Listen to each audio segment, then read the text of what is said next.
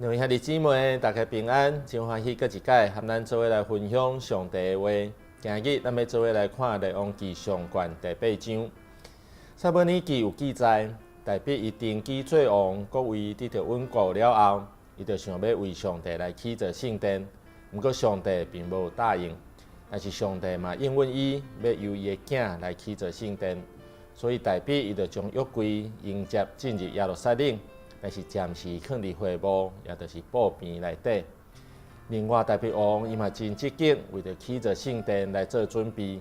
伊将起造圣殿所需要的材料、经费拢准备好。当所罗门继承王位的时，伊嘛非常慎重，将起造圣殿的工作交代予伊。咱今日读的就是起造圣殿的工已经完成。这对整个以色列民族来讲，有非常重要的意义和指标性。为上帝起造一个富丽堂皇的圣殿，所要表达的是对上帝的尊敬。但是更较重要的，这是象征上帝通久长和全体的百姓同在。第1节到第13节记载，所罗门王将约柜刷入去圣殿，因为约柜就是代表上帝。伫个过程内底，圣殿充满上帝的荣光，这象征上帝的临在。15到21节，所罗门王宣告上帝的信息，因为进前上帝对大卫王的应允，即卖已经得到实现甲完成。22节到53节是所罗门王奉献圣殿的祈祷，是这一章的一个重点。规篇的祈祷文字非常的优美，也互咱通看到所罗门王伊对上帝的认捌，也看到伊真宽大的一个胸襟。伊讲上帝是信实的，是无可限量的，也是无所不在的，佮较是愿意听找求伊的人的祈祷的一位上帝。伊嘛求上帝伫逐款的情景内面，通听百姓伫圣殿内底的祈祷。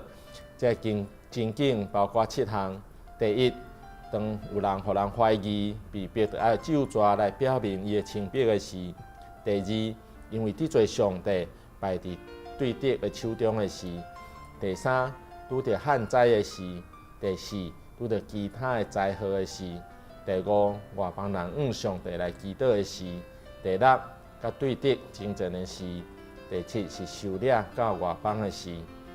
54到61节是所罗门王为着百姓所做的一个祝福，重点是求上帝甲百姓三角地带，也互百姓会通专心来归应伊，遵行伊的诫命。最后62到66节是记载举行了真盛大的一个献祭仪式，总共用了牛22000只，羊12万只，大家嘛做伙来守节14天。所罗门王知影，比有形的圣殿更较重要的是百姓和上帝爱建立一个好的关系，或者是整个国家和百姓通领受祝福的一个关键。愿咱也拢会通和上帝建立正确的关系，通成做蒙福的子。